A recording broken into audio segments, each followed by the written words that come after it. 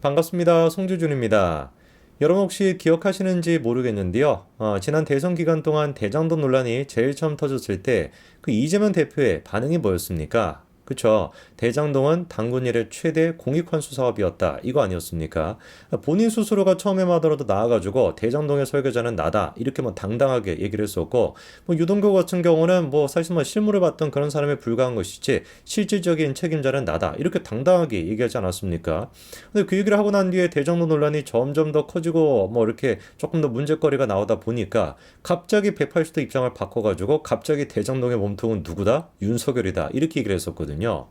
저는 진짜 이것만 보더라도 말이 앞뒤가 하나도 안 맞지 않습니까? 대장동은 당원일의 최대 공익 환수 사업이다라고 얘기해 놓고 채 뭐 몇 달도 가지 않아가지고 갑자기 또 대장동의 몸통은 윤석열이다라고 하고 앉아 있으니까 정상적인 사람이라고 한다면 이재명을 찍을 수가 있겠습니까? 그래가지고 지난 대선 기간 동안에 국민들의 절반 가까이가 이재명을 찍었다라는 거 진짜 뭐 비극 중에 비극인데, 오늘 제가 영상을 통해서 좀 말씀드리고자 하는 게 뭐냐? 원래 그 좌익들의 말도 안 되는 헛소리라고 해도 이 좌익들이 하는 이 헛소리의 그 선동의 특징이 한 가지가 있는데, 밑도 끝도 없는 얘기가 맞기는 맞아요. 근데 밑도 끝도 없는 얘기를 밑도 끝도 있는 얘기인 것처럼 포장을 잘한다라는 겁니다. 뭔가 그래가지고 이번에 저기 그 누구였습니까? 그 뭐 혁신위원장 맡았던 그 정신 이상한 사람이 있지 않습니까? 그 인간도 뭐 CIA가 뭐 어떻게 뭐 윤석열 대통령 뭐 감청했다라는 뭐 이런 얘기를 하고 앉았는데, 아마 제가 보기엔 그분은 집에서도 까마귀 한 마리 이렇게 날아 들어오면 야 까마귀가 나를 감청하고 있는 거 아니냐 이렇게 생각하실 법한 분이에요. 정신 좀 이상하신 분 아닙니까? 그 인간 같은 경우도 CIA 막 국장의 이름을 막 얘기하고 뭐 장소를 얘기하고 뭐 이렇게 얘기하는 거거든요. 뭔가 그러니까 말도 안 되는 터무니없는 얘기임에도 불구하고 이름이 등장하고 장소가 등장하다 보니까 뭔가 있는 것처럼 사람들이 선동을 당하게 되는 것인데, 윤석열이 대장동의 몸통이다라고 하는 것도 마찬가지였습니다. 그때도 굉장히 구체적인 시기와 장소, 이름 그리고 사건이 등장을 했었어요. 그거에 대한 이야기를 좀 말씀드리고자 하는데, 요거 혹시 기억나시는지 모르겠습니다. 박영수, 윤석열을 통해서 부산저축은행 사건을 해결했다라는 얘기를 김만배 육성 파일을 통해서 공개가 됐던 거. 저게 심지어 언제 공개가 됐었냐면요. 대선을 뭐 한 달도 채 안 남겨놓고 저 녹취록이 공개가 됐었습니다. 그래가지고 민주당 쪽에서는 마지막 진짜 뭐 사생 결단으로 야 이것이야말로 윤석열 대통령이 대정도 몸통이 근거다 보다 이렇게 몰아붙였던 것인데, 물론 이제 그 녹취를 했던 사람이 누구였습니까? 네, 언론노조 위원장 출신이었던 신학림이라고 하는 인간이었죠. 뭐 본인의 주장에 따르면 김만배 씨와 굉장히 친한 사람이라고 얘기를 해요.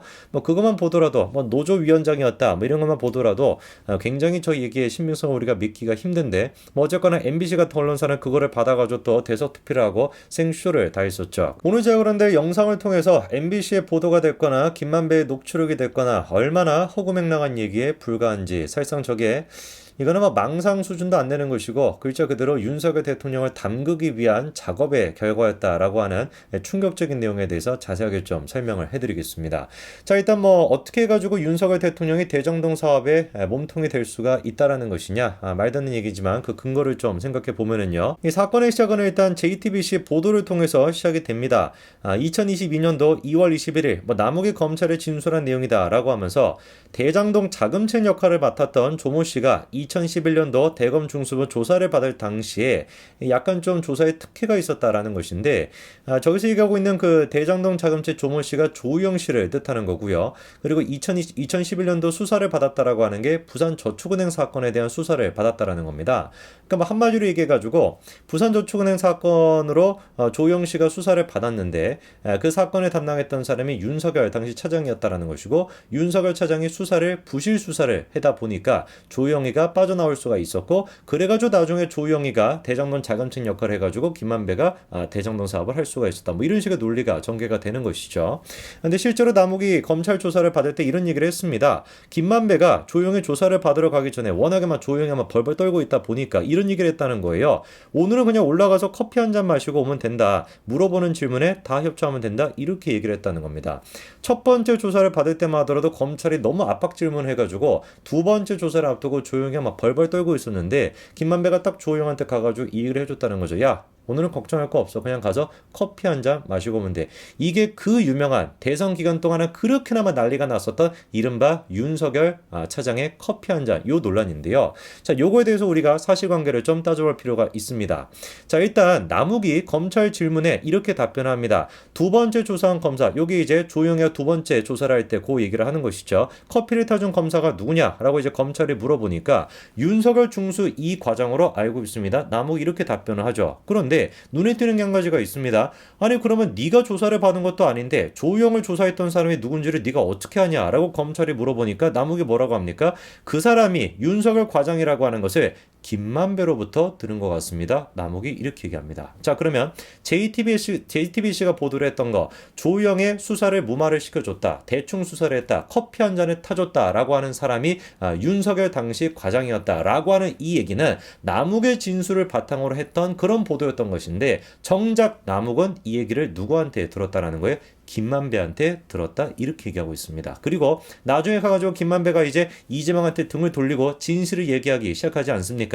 그리고 이 부분에 대해서도 남욱이 진실을 얘기했습니다. 뭐라고 얘기하냐? 한창 자기가 이제 미국에 있어가지고만 난리통이었을 때면 얼마나 그때 막 보도가 쏟아져 나왔습니까? 그때 갑자기 김만배한테 전화가 와가지고 대뜸 이렇게 물어봤다는 거예요. 야, 그때 조영한테 커피를 타준 게 윤석열을 맞지? 이렇게 그냥 막 물어보니까 워낙에 막 그냥 뭐 남욱이 이제 뭐 경황이 없다 보니까 내내 뭐 그렇게 말씀하셨던 것 같습니다. 그러니까 남욱이 지금 얘기하고 있는 진실은 뭐냐? 마치 김만배가 그런 식으로 답을 유도했기 때문에 조영이 맞지? 라고 그냥 물어보다 보니까 워낙에 막 경황이 없어가지고 내내 맞았던 것 같습니다. 이렇게 얘기했던 거에 불과했던 것인데, 이게 나중에 가가지고 윤석열의 뭐 커피 한 잔 부산저축은행에다 뭐다 조영에다 뭐다 쌩 난리통이 그냥 터졌다라는 것이죠.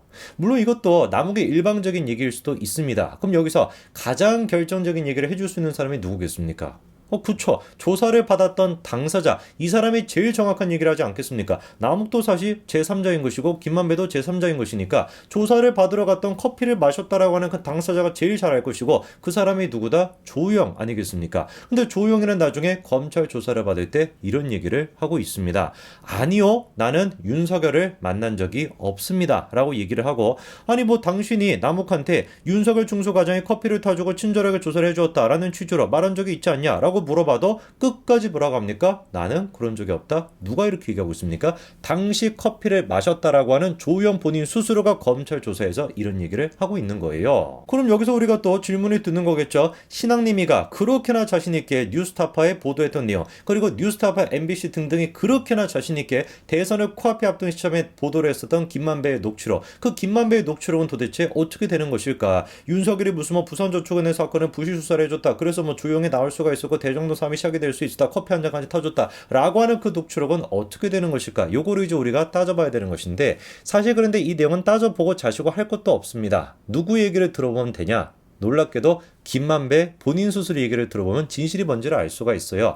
분명히 녹취록에서는 김만배가 무슨 뭐 어쩌고 저쩌고 이런 얘기를 했지만, 이 녹취록이 녹음이 되고 난 뒤에 3개월 정도 시간이 지나고 김만배 본인 스스로는 조사를 받을 때 뭐라고 얘기를 합니까? 저는 그 당시에 윤석열 중수과장을 몰랐습니다. 이렇게 발뺌을 했습니다. 별별색 난리를 다 쳤는데 그로부터 3개월 시간이 지나고 조사를 받을 때는 김만배가 뭐라고 하는 거예요? 아니요, 나는 윤석열이 누군지 몰랐습니다. 진짜 이런 인간을 갖다가 MBC나 뭐 뉴스타파나 보도를 했다는 것 자체가 코미디인 것인데, 이번에 이제 또 어떤 결정적인 얘기가 나왔습니까?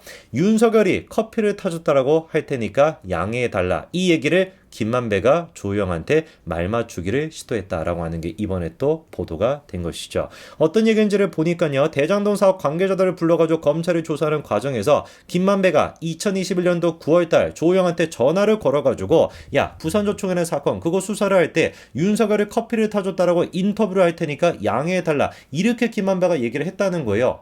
그런데 눈에 띄는 게 한 가지가 있죠. 김만배가 언제 이런 얘기를 했다라는 겁니까? 2021년도 9월 달에 이런 얘기를 조영한테 했다는 겁니다.